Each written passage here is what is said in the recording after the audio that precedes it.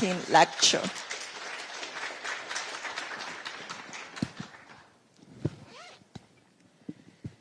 So first off, I want to start by really thanking NTU Vice President Ding for a fantastic introduction, and really to thank NTU for letting me be here today to make this speech. I really appreciate it. As Vice President Ding mentioned, there are a lot of dignitaries in the room. I do want to really thank Minister Audrey Tang and AmCham Chairman Vincent Sher for being here today. A lot of what I am going to talk about includes things that I've learned from both of you, and so I'm a little bit embarrassed. I'm kind of quoting you and referring to you, so hopefully I won't get anything wrong. But to officially start, Vice President Ding, members of the faculty, students, good afternoon. 午安，大家好。It is a real honor to be here today, and I want to thank NTU for its long-standing partnership with AIT, which has helped to further the U.S.-Taiwan relationship through people-to-people educational and cultural exchange.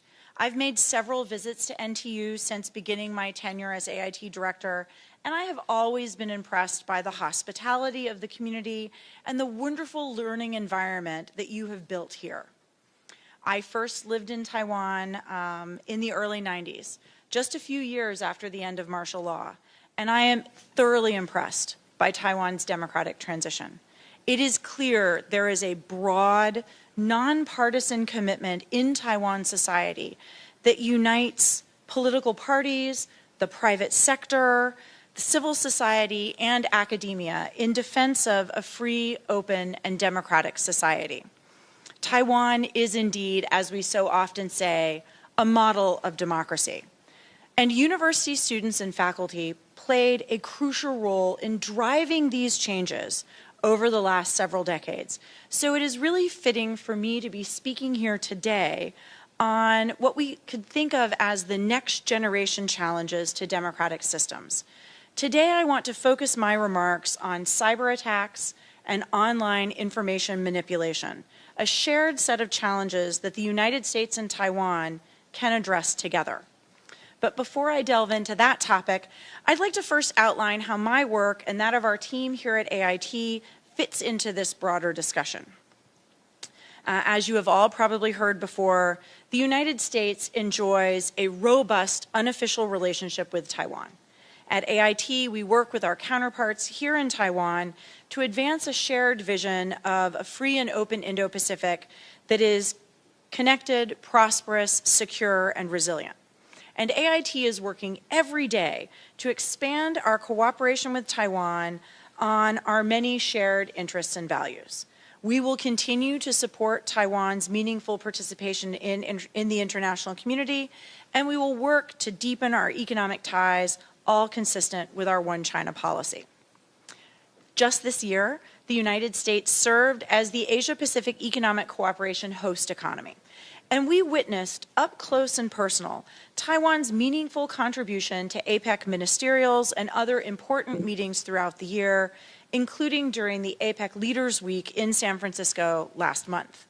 Taiwan played a truly significant role in a series of APEC events this year that were focused on digital innovation, technology, and entrepreneurship, and has worked closely with other APEC economies to help reduce the digital divide and encourage economic growth through digital transformation. We encourage Taiwan to continue to play this role in APEC and other fora. So since I first lived here in the 1990s, which I know was a long time ago for those of you who are not sitting in the front two rows, the U.S.-Taiwan partnership has steadily deepened. And at the same time, the United States and Taiwan face a regional and global landscape that is more challenging and more complex than ever before. As President Biden noted during his meeting with President Xi Jinping on the margins of the APEC summit in San Francisco, the United States and the PRC are engaged in intense competition. But the world expects the United States and China to manage this competition responsibly. The United States will always stand up for its interests, its values, and its allies and partners, including Taiwan. U.S. support for Taiwan remains rock solid, principled, and bipartisan, and that support is entirely consistent with our One China policy and longstanding commitments. We firmly believe that the U.S. commitment to Taiwan contributes to the maintenance of peace and stability across the Taiwan Strait and helps create a more stable and resilient region. A key focus that I have for AIT's cooperation with Taiwan is the urgent need for both of us to more effectively counter cybersecurity threats. Cybersecurity is among our top strategic goals at AIT because it lies at the nexus of national security and economic security. Cyber attacks worldwide are growing in both scale and sophistication as cyber criminals adapt their strategies and tactics to disrupt networks, steal intellectual property, and conduct cyber espionage. It is no secret that critical infrastructure and prominent companies in both the United States and Taiwan have been and continue to be the target of cyber hacks, data breaches, and ransomware attacks. Taiwan is both a key node in the global ICT supply chain and an important physical link in the network of undersea telecommunications cables spanning the globe, and has also become a test bed for cyber intrusions from hostile actors.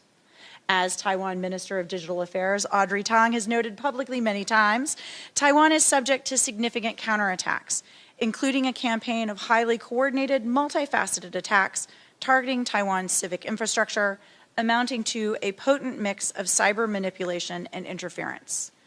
These malicious activities have the goal of not only disrupting day-to-day life, but also hollowing out democratic institutions and carry the threat of future escalation. Taiwan primarily faces cyber threats from one state actor, while the United States is subject to cyber threats from a variety of state, non-state, and criminal actors. The ransomware attack against Colonial Pipeline in 2021 resulted in a 6-day shutdown of the pipeline network that supplies more than half of all the liquid fuel used on the east coast of the United States. The SolarWinds hack in 2020, which was attributed to Russian-based hacker groups, impacted thousands of organizations globally, including many U.S. government entities, and triggered a large-scale supply chain disruption. And the WannaCry ransom attack in 2017 targeted Microsoft systems, resulting in billions of dollars in damage to organizations over 150 countries. It even caused TSMC to temporarily halt production at several of its facilities. The fact that the United States and Taiwan share this common challenge makes it even more important that we work together as partners and learn from each other to bolster cyber, critical infrastructure, and societal resilience. Stability, safety, and security in cyberspace are critical to societal resilience. Understanding this principle, the Biden-Harris administration is taking key measures to prioritize and elevate cybersecurity in the United States and with trusted partners, including Taiwan. In March of this year, the administration launched the 2023 National Cybersecurity Strategy. As the strategy states, and I will quote, "In this decisive decade, the United States will reimagine cyberspace as a tool to achieve our goals in a way that reflects our values: economic security and prosperity, respect for human rights and fundamental freedoms, trust in our democracy and democratic institutions, and an equitable and diverse society." End quote. The United States will work with our allies and partners, including Taiwan, to counter threats to our digital ecosystem and to build secure, reliable, and trustworthy global supply chains for information and communications technology.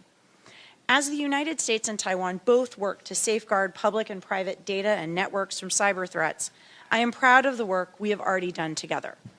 We are working together to prevent and investigate cybercrime, to provide capacity building training for Taiwan cyber professionals and policymakers, and to build bridges between U.S. and Taiwan industry. In November, we jointly hosted a global cooperation and training framework workshop on human rights in the digital age, including discussions of how to promote cybersecurity and counter malicious cyber activity. Cyberspace is truly a multi-stakeholder arena, and that's why the U.S. Department of Commerce is also prioritizing cybersecurity through public sector engagement. colleagues at the National Institute of Standards and Technology, or NIST, who recently visited Taiwan, are in the process of updating NIST's widely adopted cybersecurity framework to version 2.0. This framework provides guidance to industry, government agencies, and other organizations to manage cybersecurity risks. It is a voluntary framework, but it's not just for large-scale critical infrastructure providers. Organizations of all sizes and types throughout the world can use the framework to better understand, assess, prioritize, and communicate their cybersecurity efforts.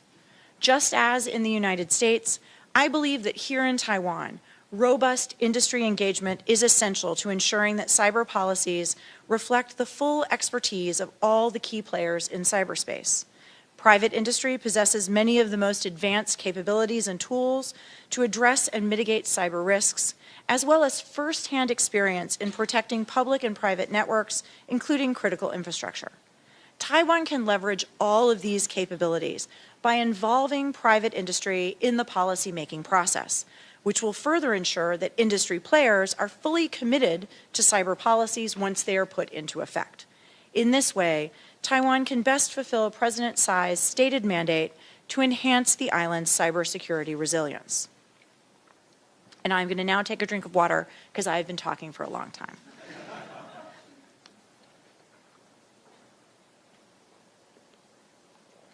All right, so now I will change to the second topic, which is a related focus I have for AIT, and that is working with Taiwan counterparts to combat the influence of online information manipulation on our democracies.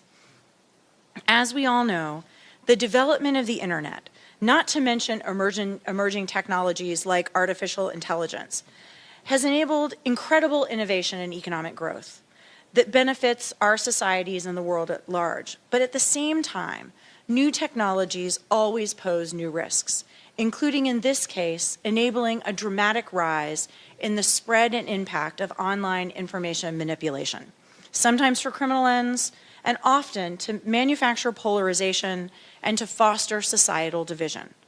Even AIT itself has been targeted.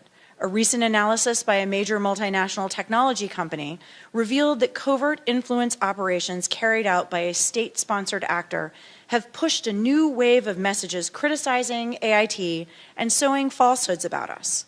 Some of the same cyber actors who target our critical infrastructure and private sector networks also manipulate information online to harm our democracies. Information manipulation is not simply a matter of public diplomacy. It is a challenge to the integrity of the inherently global information space, as well as a security issue. As open democratic societies, the United States and Taiwan are on the front lines as we grapple with the spread of disinformation, a term we use to describe information that is intentional, harmful, and false, and propaganda, particularly as foreign actors seek to use social media and emerging technologies to manipulate public discourse, to divide the public, to sow discord, influence our elections, and essentially undermine the confidence in our democratic institutions. This threat is particularly worrisome in the context of democratic elections, the treasured process by which free societies choose how and by whom they would like to be governed. The United States, Taiwan, and many others have witnessed how intentional manipulation of information can undermine people's faith in the democratic process and in democracy itself. Without public trust in free and fair elections, the ability of our democracies to thrive is at risk. And that is why the United States, along with Taiwan and many other partners around the world, participated in the Global Declaration on Information Integrity Online, which seeks to counter the erosion of accurate, trustworthy, and reliable information that people can access. Information manipulation contributes to the weakening of democratic engagement and hinders open public debate on important issues that affect all of us and that are crucial for democracies to thrive. Access to diverse and reliable sources of information, and ultimately a shared set of facts, is essential for a well-functioning society. This enables people to form opinions, hold their leaders accountable, and actively participate and feel ownership in the community and the world around them.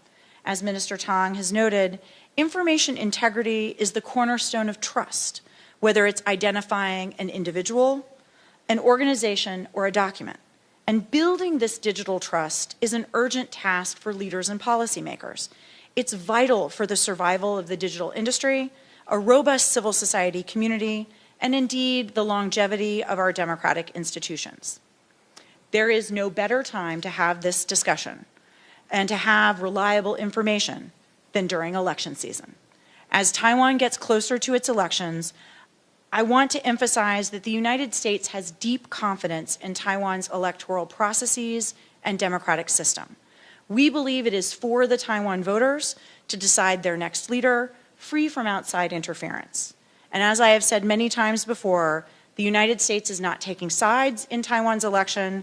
We do not have a preferred candidate, and we know very well that we do not have a vote. U.S. policy on Taiwan will remain the same, regardless of which party is in power. We support Taiwan's vibrant democracy and look forward to working with whichever leaders Taiwan voters elect in 2024. I firmly believe that democracy is the form of government with the greatest capacity to safeguard human rights, fundamental freedoms, and the dignity of every person, as well as to advance peace, prosperity, and security globally. Democracies are best able to serve those functions when there is an environment of free and open exchange of information and ideas. Disinformation has the potential to drown out these vital discussions, misshape beliefs, and misform policy preferences. Information manipulation can instigate violence, erode our trust in media and public institutions, and affect whether or even how people exercise their right to vote. And as a result, effectively ensuring information integrity is essential to protecting our democracy and upholding our national security. Addressing the challenge of information manipulation will require the efforts of not only officials, but all of us who have a stake in this issue. Companies, non-governmental organizations, educational institutions, the media, and perhaps most significantly, an active and informed public. It is critical for multiple stakeholders to continue to find ways to share information, best practices, and lessons learned. Civil society and the academic community are well placed to help identify and expose trends in information manipulation and to offer technical expertise on the ever-evolving methods used by hostile actors. To that end, the United States will continue to support efforts to strengthen civil society and media literacy in Taiwan, in the Indo-Pacific region, and beyond. These efforts involve a wide range of partners and stakeholders: officials, media, private sector entities, educators, civil society organizations, all of us working together to ensure everyone has the tools and skills that they need to think critically about the information they consume and to make informed decisions. Through these global efforts, we can effectively raise public consciousness and awareness about information manipulation. A public that is more media literate is able to better assess the validity of the information it encounters through various media sources and to make well-informed decisions.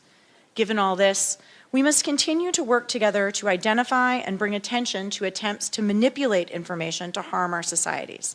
We must continue to collaborate as partners to bolster resilience and to counter cyber attacks. We must support one another in these critical areas because that is what partners do. We work together to confront shared challenges and to identify solutions. We look forward to working with Taiwan in the spirit of partnership on these issues. Thank you again for the opportunity to speak with you today. Thank you. 谢谢大家.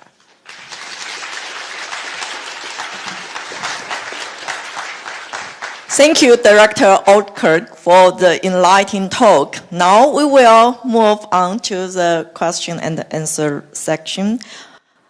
Vice President Ding, please get on the stage and raise the questions on behalf of the audience. 好，那把握机会哈，帮我们现场的媒体跟观众稍微 wrap up 一下哈。第一个非常感谢哈，我想Director Oldkirk 第一个哈，他提到哈这个美国跟台湾有非常坚实的，即使是 unofficial 的关系，好。肯定台湾的民主。第二个，那个 cyber resilience， 这个是非常非常重要的议题，然后它需要多方合作。那第三个，就是怎么样合作对抗假讯息。那在这边，我想跟台湾的我们的数发部其实有非常好的，还有我们的民间的各个 stakeholder 有非常好的合作关系。第四个，针对选举，我想 Director 再次强调，美国不选边站，支持台湾的民主体系，然后也深信台湾的我们长期下来努力的民主的成果，将可以继续维持我们自由开放的环境。好，谢谢。Now let's move on to the Q&A section, please. Okay, before this speech, we actually collect questions from the audience who registered for this today's event. And we have collected several questions to ask Sandra. So I hope that you answer truthfully. Well, I have 2 waters here, so I should be ready to go. Okay, let's prepare the truth serum first. So the first question actually is from me. Personally, I just have one question, so anyway.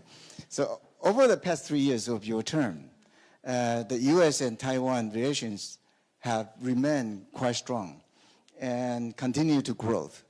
And in your view, what would be the key point that thing we have so to kind of ensure this kind of relations? So thank you very much for that question. I think first off, over the past 3 years since I arrived here, our relationship at the very beginning was already at a very high level. So I can't claim credit for doing anything to improve it. I think we have, between the United States and Taiwan, an alignment of values and interests that is very natural, it's very complementary, and it's very strong. We see that for sure on the economic front, where we really do have a complementary, sort of mutually beneficial economic relationship. I think we see that in politics. Support for Taiwan is one of the only bipartisan areas of consensus in Washington. It's a precious thing to have, and Taiwan really does have it. So I think that we're in a very natural place, and AIT works hard to nurture that. I really do firmly believe it will continue to grow. 所以他认为说，双方先找到共同的兴趣跟能力，然后可以 align 我们彼此之间的 interests. But do you think that I actually listened quite carefully. You mentioned 6 times democratic system, democracy. Do you think that democracy has anything to do with the both sides' relations? Oh, absolutely. So when I say we have an alignment of values, that alignment of values is founded on the fact that we have a mutual appreciation for and support for democracy. You know, democracies get along well together. Democracies have a common set of values, a common set of definitions and understandings that we all work within. How about higher education? Because I know that in the U.S., you provide really good quality higher education, and a lot of our faculties actually are graduated from the U.S. For instance, at NTU, National Taiwan University, about 55% of the faculty members get their degree from the U.S. university. Do you think that has anything to do with these two sides of relations? I think it does. So first off, I'm going to say I bet I gave visas to some of the NTU faculty, because when I first worked in Taiwan in the 90s, I was a visa officer.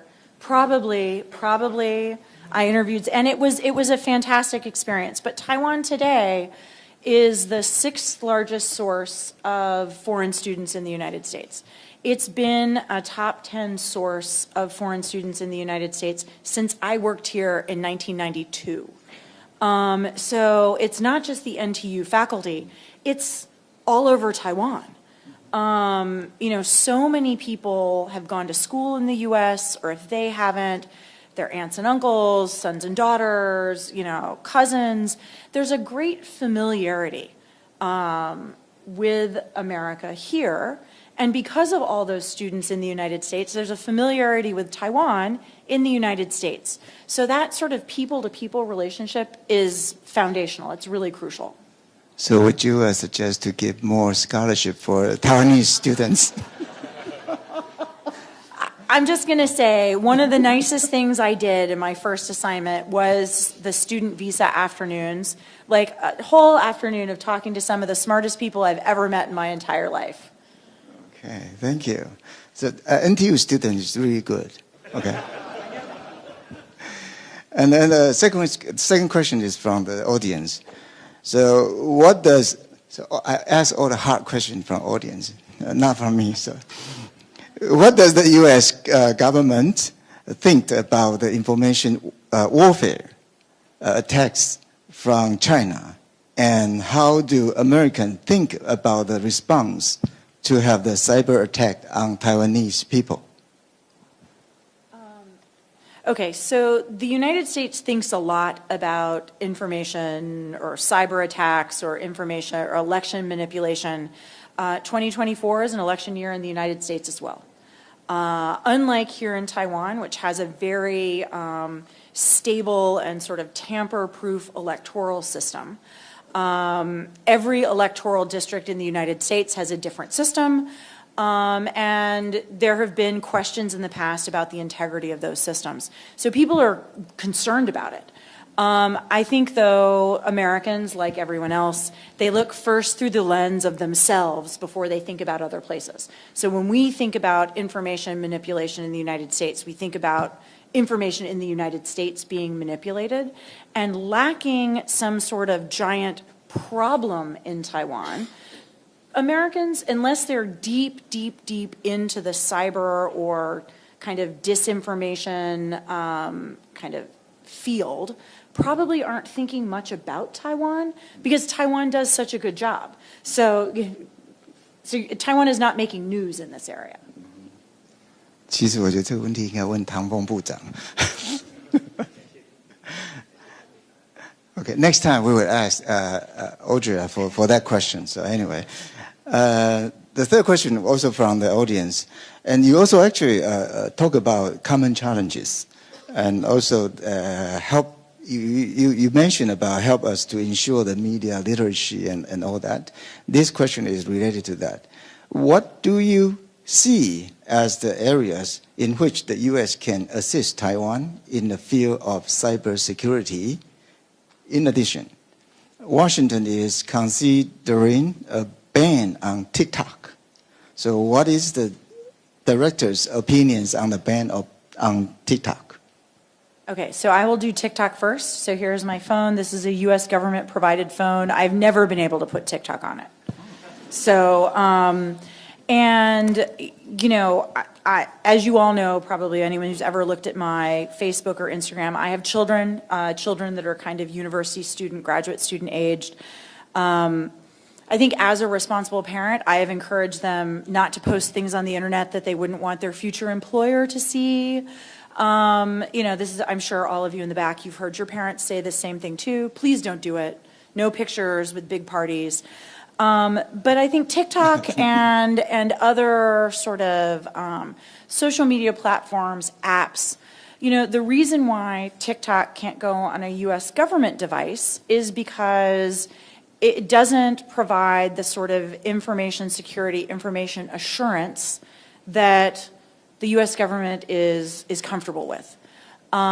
We have certainly seen, and I'm going to go very far afield, we have certainly seen that U.S. soldiers, Russian soldiers, Ukrainian soldiers in places far from home have had sort of like fitness apps on their watch, and their enemy has been able to figure out where they are because they've looked them up on Strava or some other sort of like Fitbit kind of thing. So we think, and I would say, you know, even people who are older than traditional students think of these devices as harmless entertainment, or it's a way to help you, you know, count your steps. But if the data isn't secure, if you don't know where it's going once your phone or your watch or your ring collects it, people who really who do not have your best interests at heart can harvest that data. And they can use it on the battlefield, they can use it to collect information about you and then blackmail you for it. They can steal your bank account information. So really having data integrity and really knowing where your data is going is important. This is something that we do work with Taiwan on, and I would say it's not just the United States assisting Taiwan. Taiwan also assists the United States. This is very much a peer relationship where we learn from each other.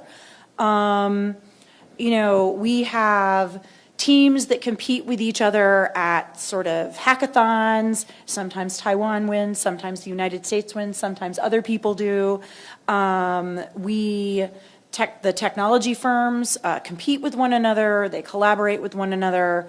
Our law enforcement communities are engaged in deep conversations about how to collect evidence to prosecute cases about online scams and other cyber-enabled crimes. So I think there's really just a full spectrum level of cooperation. Okay, so it actually goes both ways. Not only the U.S. can help us, but we can help them too. We have Audrey here. Your job. Okay, the next question is from the audience too. What is the U.S. policy on Taiwan as we approach the People's Republic of China's political military establishment's milestone years of 2027 and 2035? Will the United States be forced to abandon Taiwan? When interests with China take precedence? I will say the answer to that is no. So the U.S. policy towards Taiwan, the U.S. sort of one China policy, has persisted now for decades. The policy is not changing. It has bipartisan support. It not only has bipartisan support, so the Republican Party and the Democratic Party both support it, but there's a consensus between the administration and Congress. And getting that level of consensus on any policy is really difficult. But this has persisted since 1979. So President Biden, when he was Senator Biden, voted for the Taiwan Relations Act. We had Senator Markey was visited Taiwan not long ago. He also voted for the Taiwan Relations Act. So there are people, at the highest levels of the U.S. government who were involved in drafting the law that is the sort of governing legal document for AIT's existence and the unofficial relationship that we have here. So I think that the policy has withstood a lot. It's withstood a lot of change over many decades, and it can withstand more. Okay, thank you very much. But a moment ago, you were talking about the U.S. support to Taiwan is rock solid. Mm-hmm. Is it still stand like that? Yes. Yeah, it is. I mean, I cannot think of a single other policy in Washington that is as strongly supported by both parties, by both the administration and the Congress, and that is popular with the American people. Which is fundamentally what makes a policy durable. Okay, thank you. The next one is from the audience too. As the first female director in AIT history, what are the advantages and disadvantages of your roles? Is there any advice for future female diplomats based on your experiences? Does this mean we're moving to the easy questions now? I don't know.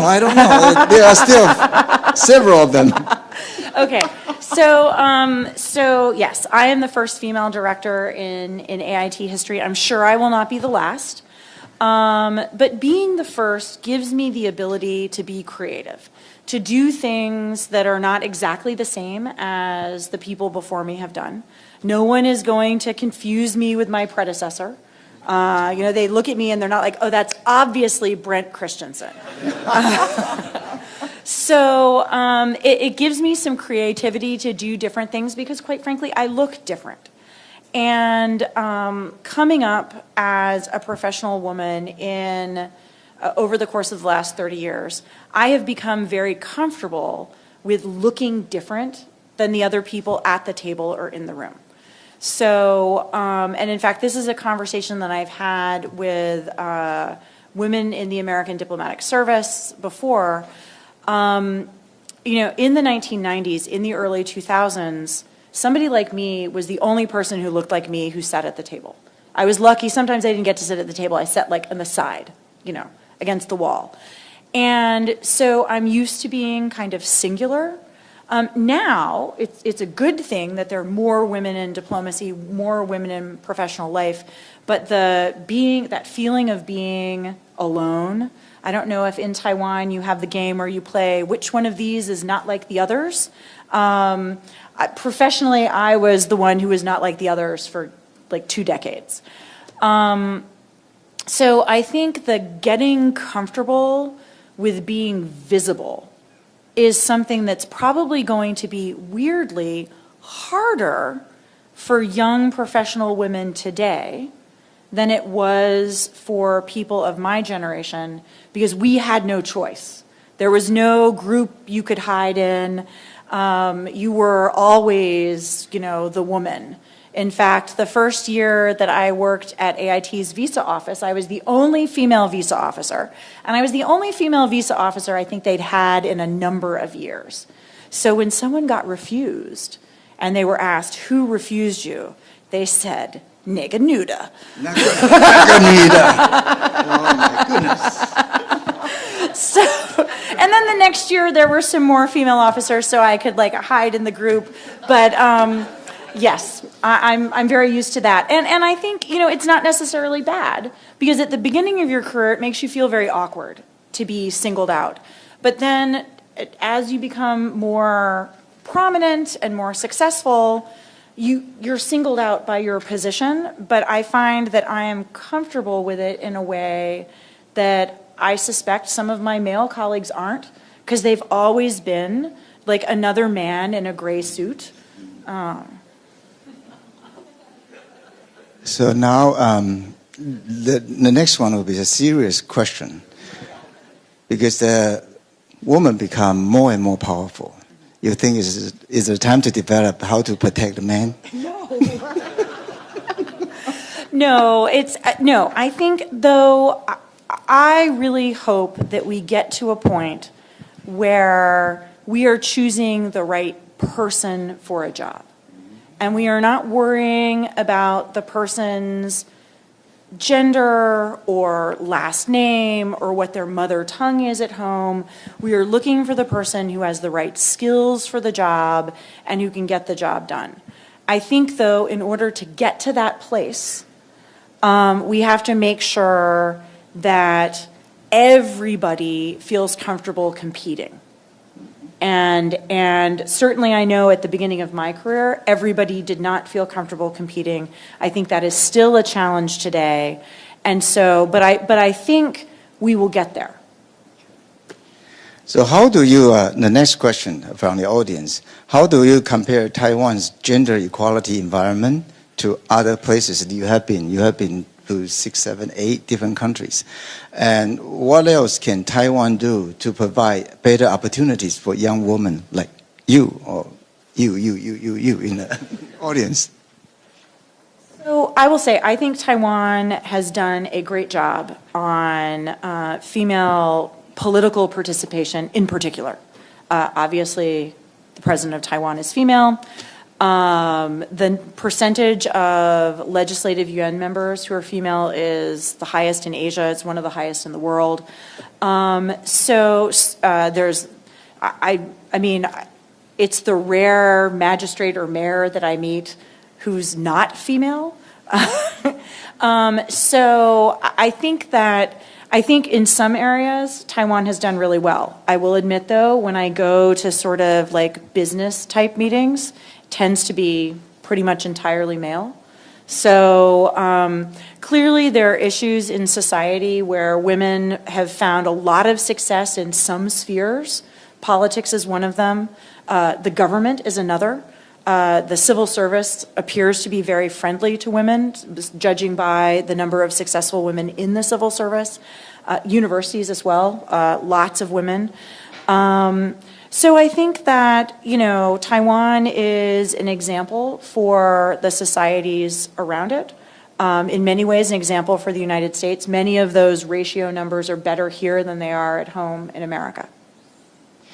You know, at NTU, there are 2 female executive vice presidents, only 1 male executive vice president. And while they are having fun out there, they ask me to host this talk. So, you know, we need to be protected too. You know, I wouldn't go quite that far. I will say, though, so at the beginning of my career, like I said earlier, I was frequently the only woman in the room, or then the only woman who was sitting at the table, not against the wall. And I have been to a couple of meetings here where the entire AIT side, coincidentally, was female, and the entire, you know, so Taiwan side was also female, except for like one guy. And you could see he was looking a little uncomfortable, and I remember just thinking, welcome to my world. Because like I said earlier, I think it is important that everyone be able to stand on their own 2 feet. Like, everyone should be in that room, whatever the room is about, because they add value to the discussion, because they have something to bring to the table. And, you know, I think there is some discomfort in being the one who doesn't look like everybody else, but it also in many ways makes you stronger and more confident because you know you're there for a reason. And I think that is true of, you know, regardless of who you are, you know, you should feel confident that you've been invited to join whatever event it is or meeting because you add value. Okay, the next question also from the audience.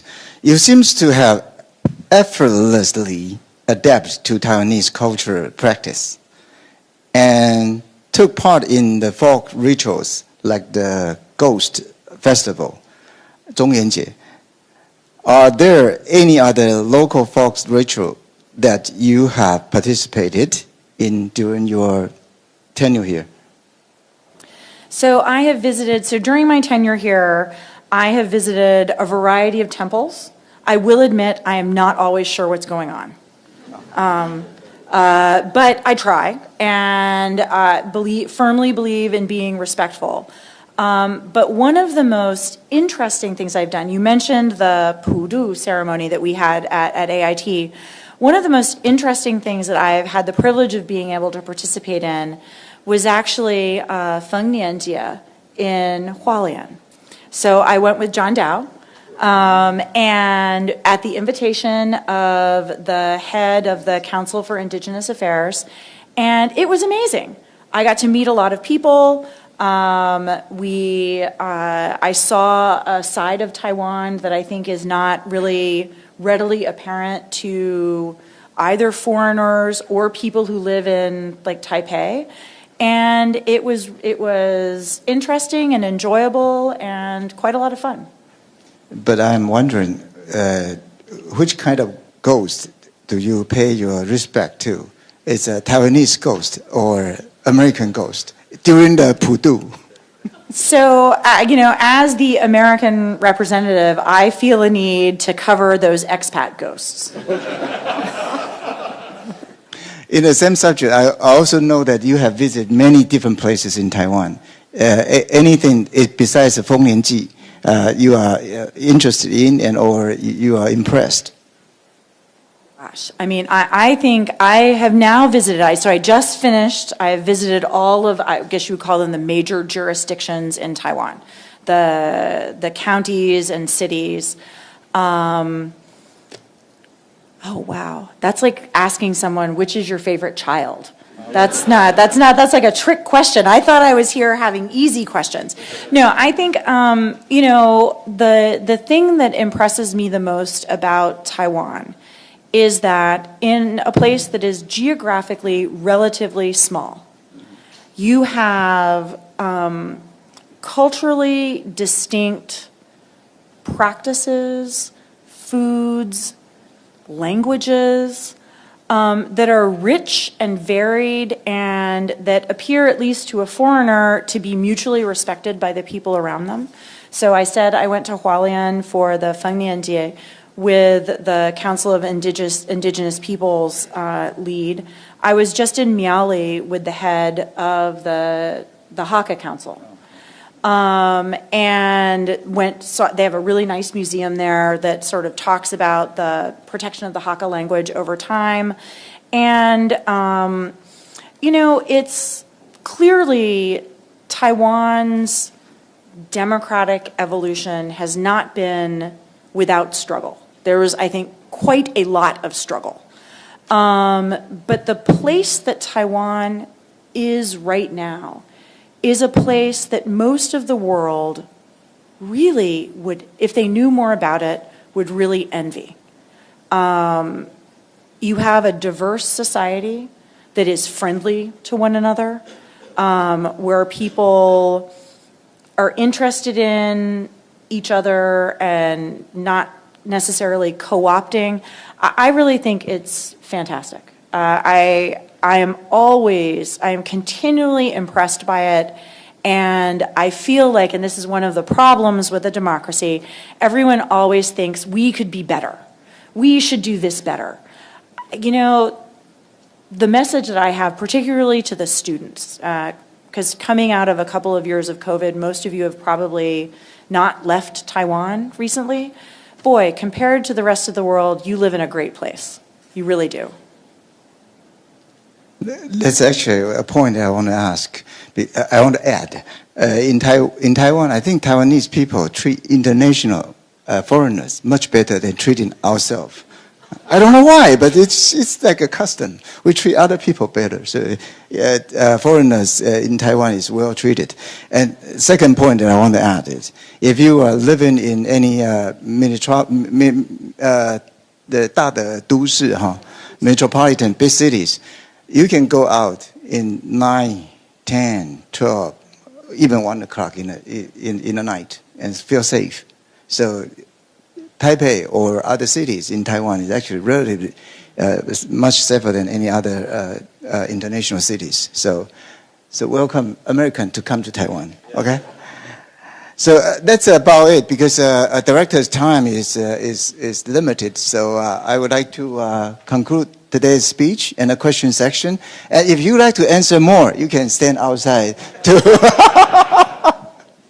So I thank you everybody to come to today's speech. And you want to add something? So I just wanted to say thank you. Thank you for everyone for coming, for being interested. So for those of you, so I'm going to say happy holidays, Merry Christmas, Happy New Year. And for students, good luck with exams. Okay, thank you very much, Sandra. Thank you.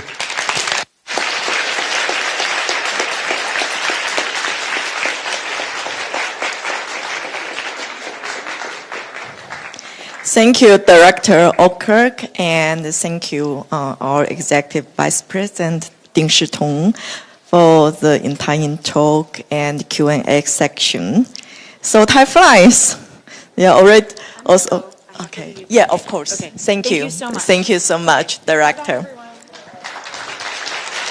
Well, it's time to draw our event to a close. So on behalf of the organization team, I would like to express our sincere gratitude for your